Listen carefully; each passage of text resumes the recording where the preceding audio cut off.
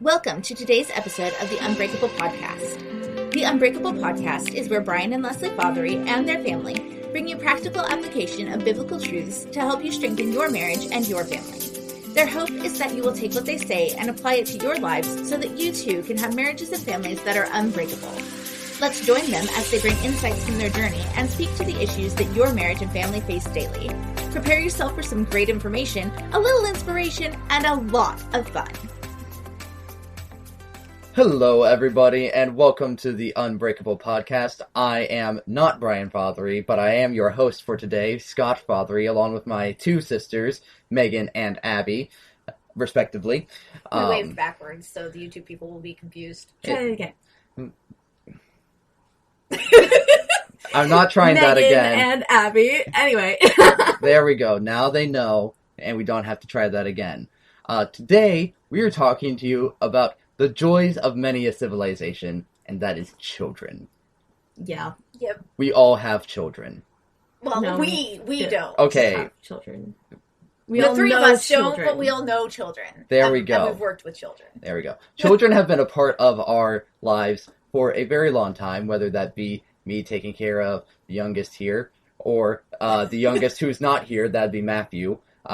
We have all worked with children in one regard or another, and for years we helped out with the children's ministry, or lack thereof, in many a church. And so today we are going to be talking about the difference between how you interact with people in your family versus how you interact with people from other families, and how that kind of correlates into being a family, not just with those who are immediately related to you, but also in the church.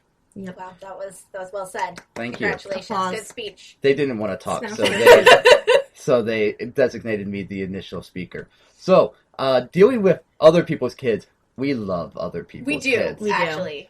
Except for Gary, but we don't talk about Gary. We don't even know a Gary. We know several You Garys. can't, You you do know can't a Gary, offend, but you can't he's not a offend random child. people. Okay, anyway. Anyway, no, but dealing with other people's kids is always a joy, because they don't know you as well as they know their family. And until they get to know you a little bit better, kids are, what's a good word to describe how they react around you? It's like, Hesitant? yeah. That's a good word. They are they're skittish. Yeah, that's a good word. That's a good They one. are a little bit skittish around you. I have worked with kids ranging from newly born to 15, and the teenagers are always quiet, but they'll sidle up to you a little bit easier than the that's little true. kids. And then the little kids, once they know that you're not going to hurt them, or that you're not going to tell on them to their parents, they'll sidle up to you pretty quickly. What has been some of y'all's experience dealing with other people's kids? Well, I have babysat multiple children, and I also worked in our kids' church, at our last church, with the littles. So I was in the nursery to toddler age, and it's just, I don't know, that's a fairly easy age, because all they want to do is eat and play. That's it. So it's not hard. Yeah. It's just figuring out what they are expecting from you, and then working with them to get them to open up a little bit and to be able to be comfortable with you. And so I don't know, I like that age range. All right, and so what differentiates that age range with church kids versus, say, your niece and nephew who you love? I think with church kids, it's because in kids' church you have the parents can set up certain guidelines? Yeah, guidelines that you have to, adhere to. So it's a little bit more like a job, just because you're trying to be more professional with it, and you're dealing with kids that come from all different families and all different backgrounds. Some of them had different allergy things, or just certain things that you had to be aware of and keep that in consideration. With family, it's a lot, I think, more casual, because you're related to them, so there's kind of just like, oh, give me the baby. But whenever they get older, I think it changes relationship wise as like every relationship with kids. They're always learning and growing, so your experience with them throughout their ages is going to be different because they learn and adapt very quickly. They're not as grounded as a person because they're still learning. So whenever you're dealing with that like younger age range, it can be a different experience every time that you're around them. Yeah, that's a good answer.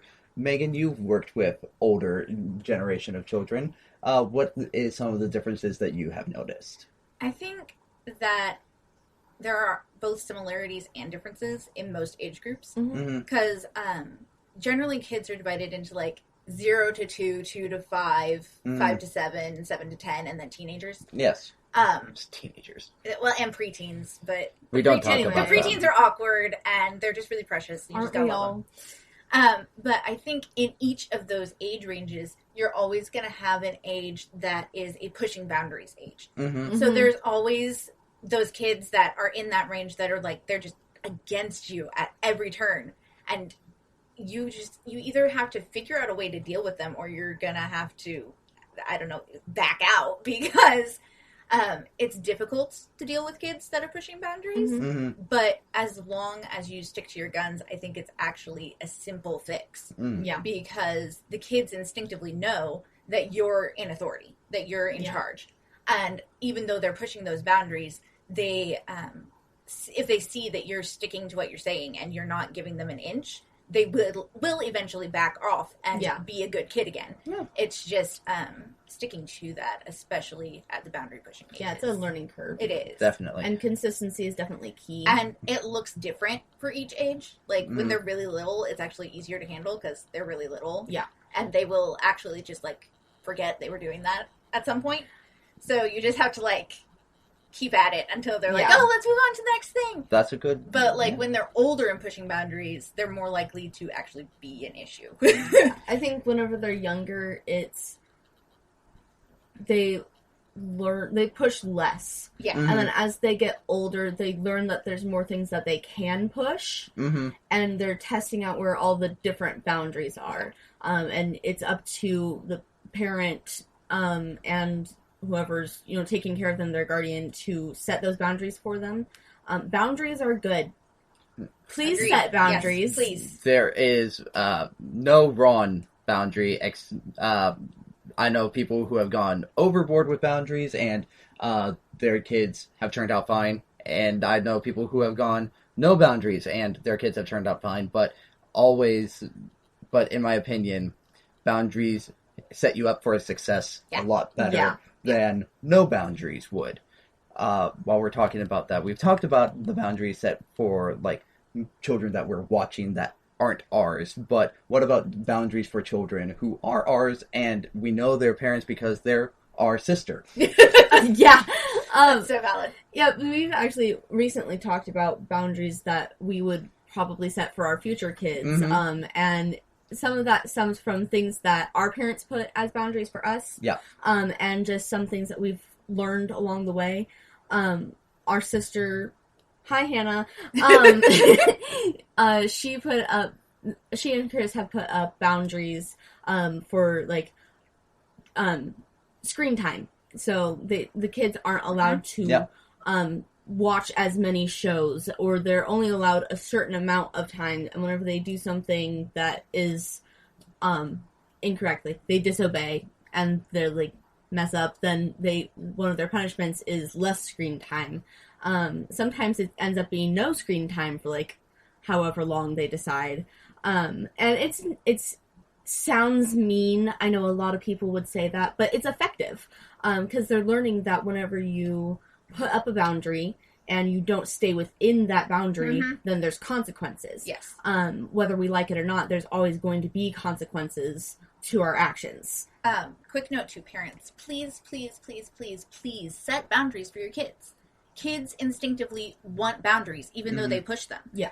We have all recently even, seen other things, and we've looked at our mom and been like, thank you that you gave us boundaries so that we knew the parameters that we could behave within. Yeah. Like, it's not a cage. It's like having so much freedom inside of this giant pasture that's fenced in to keep out the wolves. Yeah. So if you can go with that metaphor, but please set boundaries for your kids because they do need them. Yeah, that's a really good metaphor. One practical experience that we have with this is whenever you're in a grocery store and you start to hear kids yelling and crying in a grocery store. And I don't know about you, but that doesn't sit well with me, because if I had tried to scream and yell in the grocery store, my mother or my father would have taken me out of the grocery store, and we would have had either a stern talking to or physical timeout and maybe spanking if I was being really, really bad. Yep.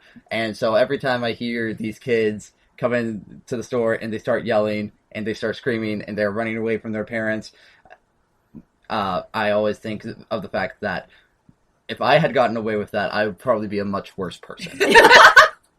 Yeah, and not to say that those kids are going to be bad, because they might be great kids, but there's always that they need that security of a boundary. Mm-hmm. Because whenever you don't give them something that they can aspire to, or something that they can work with, then they get very confused because there's too many options. Yes. Whenever you give them less options inside certain boundaries, then they're going to know, okay, I have this, this, and this that I can work with.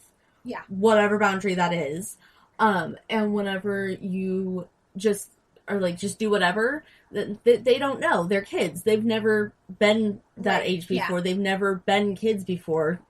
They're still learning. So you have to, it's your job as a parent to guide them and lead them in make decisions that are not going to harm their future or harm their personality or harm who they become, but to help them. We're all very thankful that our parents put up boundaries for us. Yes. It's a good thing. It's not torture. It may feel like torture in the moment. I didn't like boundaries. I liked to push my boundaries a lot. You've probably heard those stories if you've been listening to the podcast. I think you told the story probably. But, I liked to push boundaries, but I am very thankful that my parents were consistent and insisted on putting up those boundaries for me, because otherwise I probably wouldn't be as great of a person as I am now. Also remember that, especially if you're a Christian, the boundaries you are setting for your kids are teaching them that it's okay to live within the boundaries that Christ has set for us. Yeah. Christ has set us boundaries to keep us safe. And if you as a parent aren't mirroring that, and you aren't setting safe boundaries for your kids, then how are they supposed to know that the boundaries that Christ has set up for them are safe? How are they supposed to not step over those lines? Yeah. Yep. And it instills that healthy fear of the Lord. Yeah. There's a respect that you get from whenever someone sticks to their guns and doesn't move their boundaries. Like, even as an adult, parents, have you ever, been talking to someone who told you this is their boundary, and then some situation comes up and they're like, oh, well, I guess I can just move it, and I guess I can just do this instead, and they say one thing and then they act another way. Does that really, no one really likes that. Whenever you see someone being inconsistent like that, boundaries create consistency. So, yeah, that's very good.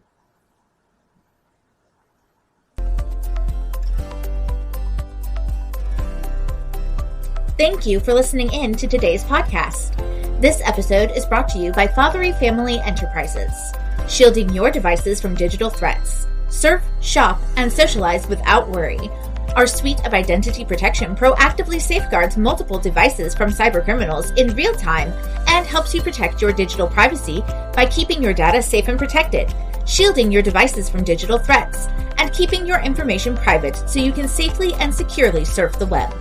Go to FathereeFamilyEnterprises.com to see all the details of this service and others for your family. A one-stop shop for all of your essential services. Fatheree Family Enterprises, a proud sponsor of the Unbreakable podcast. Let's rejoin the podcast already in progress. All right. Okay, so Yes. boundaries, Yep. good things. Yes. So we talked about boundaries. We talked about working with kids of a small age. Who are some of your favorite kids that you have worked with over the years? Don't name Favorite names, kids. just like tell stories. We can't let people know that they're the favorites. Well, I mean, we can. I would have to say that because I've worked with a large age range, because I worked with the littles in our last church, and then I've also worked with, the middle ages of kids, and then I've also helped with like youth group stuff. So I've worked with all different ages. I would say in my littles, there was one of these children. She was my favorite. And we weren't technically allowed to have favorites, but we did. We did. All the time. She was a complete sweetheart, and she would always like help with the other little kids, and she was just like a little mom, and she would listen very well, and she was someone who would come over and just like cuddle with me. I'm a physical touch love language, so I love the baby cuddles, and she would always like come cuddle with me, and she would pick up her mess. She would say please and thank you. Like, she was just such a polite child. And whenever you're in a room with like 1 to 2, maybe 3-year-olds, there's a lot of chaos that goes on, and a lot of screaming, and a lot of different attitudes, because they're still learning how to be kids, and they're still learning how to interact with others. So there's always chaos, and she was just always just very calm, and I just really appreciated that. That was one of my favorite experiences working with the littles. That's good. So fair. Megan, who is your favorite child? Like Abby, I have worked in almost all the ages. So I have several. So when I worked with like the 2 to 5-year-olds, there was this one kid who would come in, and literally she would just like attach to me. Like, she just wanted me to hold her the whole time. And she was so precious and so like polite. And I was just like, okay, yes, I can be your best friend. Yeah, we're besties now. That's fair. And then kids that are like 7 to 10, they're like, I feel like harder to find favorites in, because they have such personality. Yeah. And they're learning their personalities. So everyone has like good and bad days. Yeah. And then I worked with like a youth group for a little bit, and there was a preteen, and we all know, because we have all been there, that preteens are kind of the most awkward human beings on the face of the planet. It's true. It's the hormones. And on top of it, this girl was shy. But I saw a lot of me in her, because when I was her age, I too was very awkward and very shy. So I think she realized that I was being extra nice to her, because I was like, oh, I see me, and I needed someone at that age to be really nice to me and just like be a person that would just like be there. And so she and I kind of had a connection, because she was like, oh, okay, you're being nice. And so she opened up to me, and that was a really fun feeling. Yeah. To have a shy kid be like, I like you. Yeah, right? So yeah, favorites, like, they come and go, but you always remember them. Yeah. It's true. All right, Scott, you're up. Oh, me? Oh, boy. So, whenever you're called to the children's ministry, you work literally with all of the children. Yes. Yeah. And so I can't pick favorites, so I'm going to. There was a little girl, and like 2 to 5, and whenever I was working with them, and she was an adoption, and so she didn't look like her parents, but she loved her parents a lot, and they were the like only ones that she would calm down for, that she would listen to, until she started coming into my room, and then she would just listen to me, and she almost fell asleep on me a couple times, and she would just hang out with me. And she's the best little girl, and she was my buddy for the longest time, and I loved her.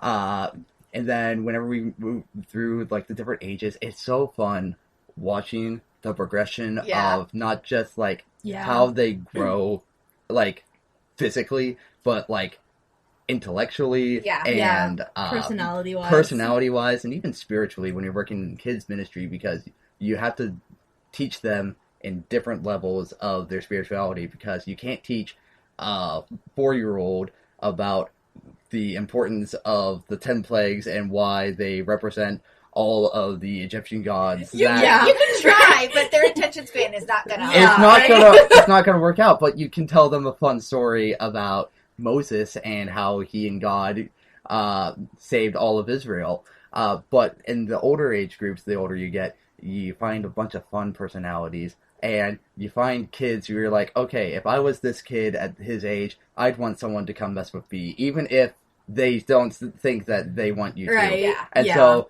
there was a brother and sister, and who were a little bit older, and when I worked with them, they were being sassy and sarcastic, and they drove off everyone but me, and because I love sassy and sarcasm, and so I would just mess with them every single chance that I got.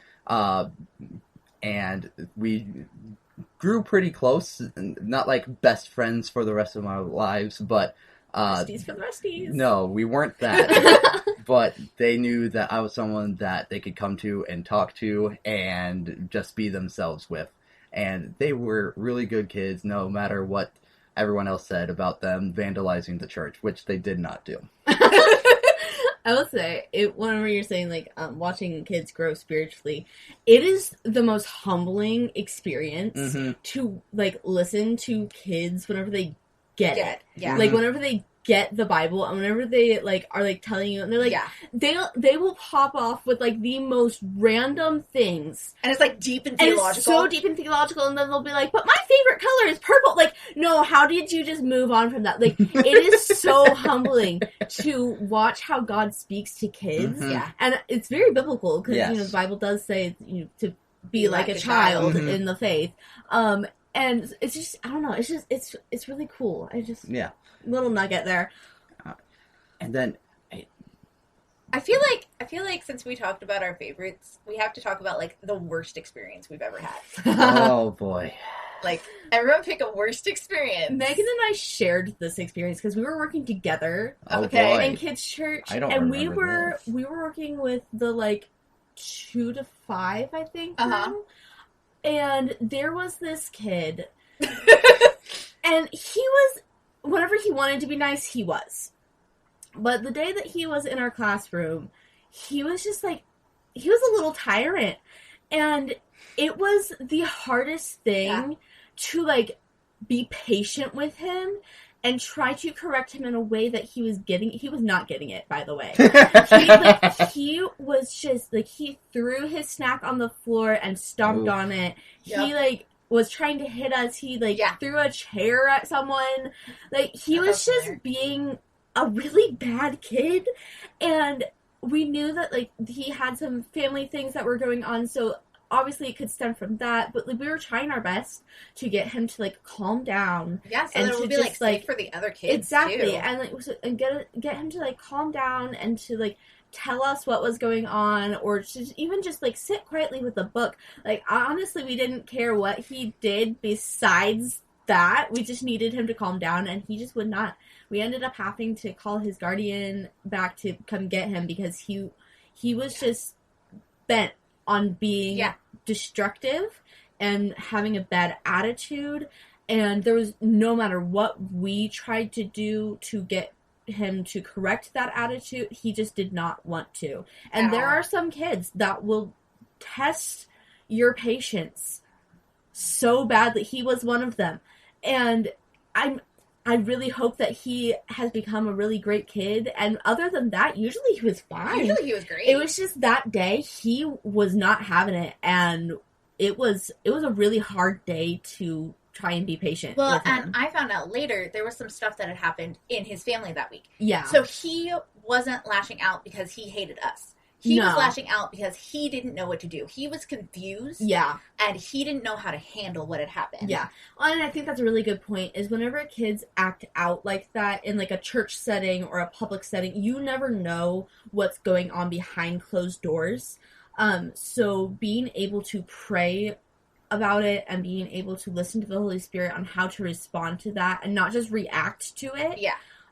Because if you just react to kids like that, it will most likely Escalate. 99% of the time make it worse. Yeah. Because they need someone who is gonna be calm, because calms anger. Whenever you're calm, Calm answer turns away wrath. exactly. Yeah. So whenever you're calm, it really does help. Even if it doesn't look like it immediately, just having that consistency can help. But again, you never know what's going on behind closed doors.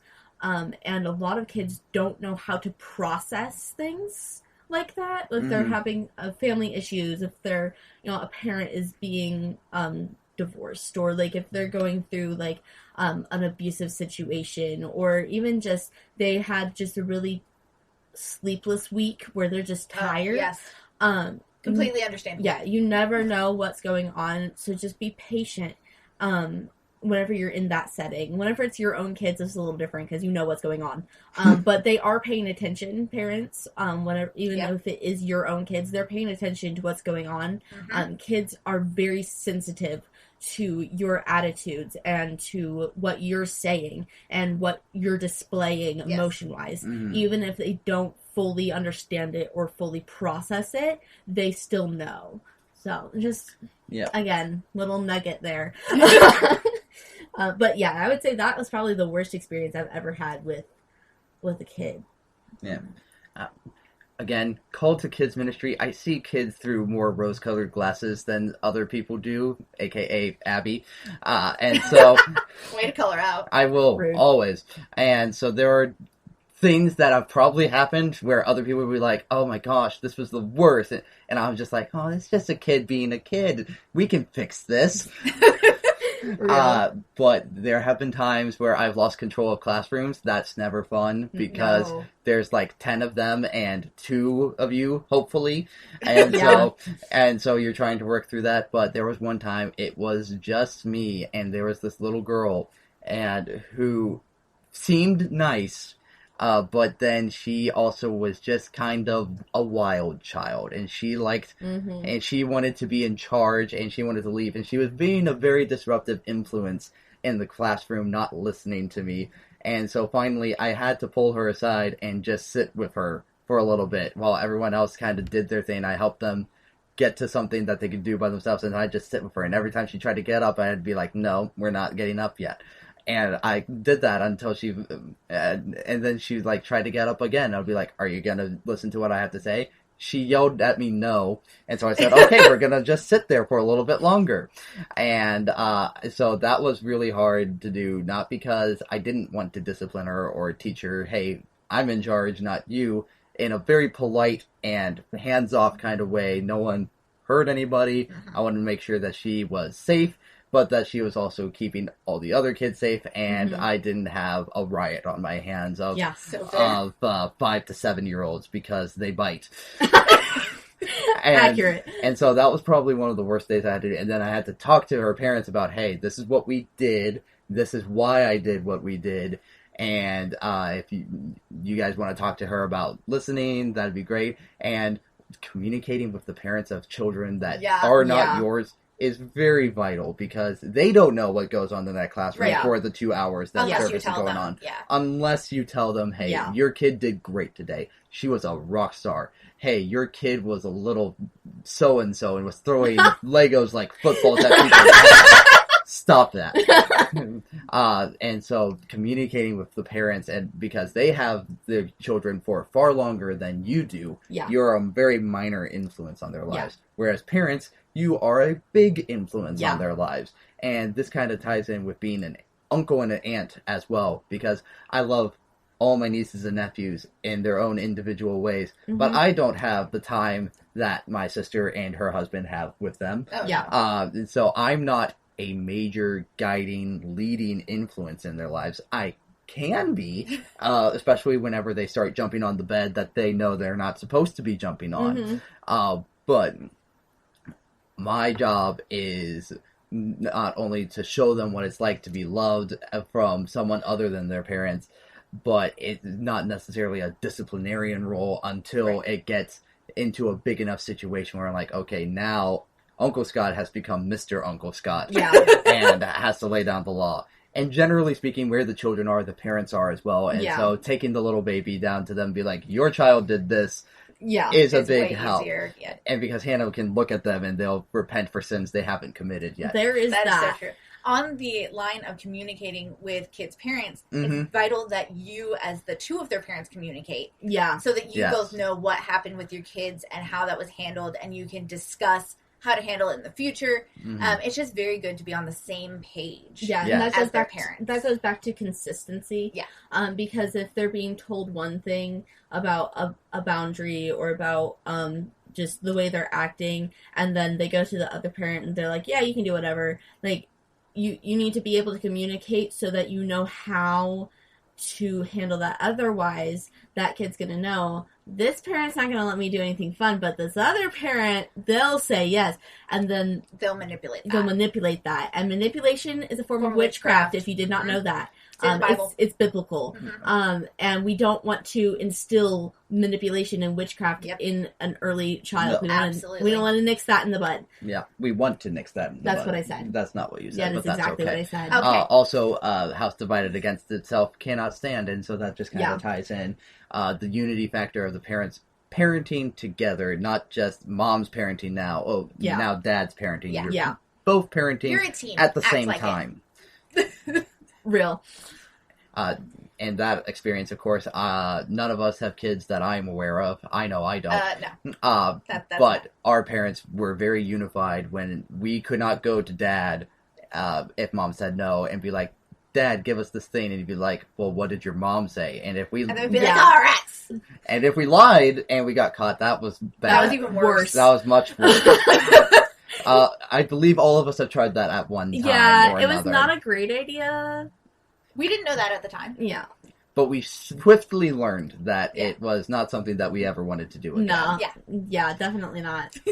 No, we really couldn't. They were a force to be reckoned with, our parents, and that's what you should be. You should be a force to be reckoned with. You should be in unity and in on the same page, like Megan was saying. Especially if you're going to have more than 2 kids. Oh, yeah. Yes. Because we will divide and conquer. Yeah, and after 2, they outnumber you. Yeah. So you have to be a unified force so that you can keep Deal them with them. from being the force that runs the house. Because we still scare our parents. Yes. In the best way. In the best way. We don't run the house, they do, but we definitely have moments where they are very glad that they raised us to be good men and women of God. Yes. And not like, Hellions. Yeah. Well, He said it. But no, All right. Do we need to cover anything else? No, I think we covered a lot. We covered boundaries. We covered unity. We covered dealing with other people's kids. We realized that Abby once tried to choke a child out, and that's okay. She did not. You can't say things like that. It will be taken out of context. I did not physically abuse the child. I was very calm, surprisingly. All we did was talk. We talked. We did have to hold him down at one point, but we just got him to the ground and Hugged him. Yeah. Yes. That didn't last very long. He was kicking and screaming, but which children sometimes are wont to do. Yeah. God bless them. Hi. She threw a chair at me, guys. She threw a chair. She did. That's a story for another day.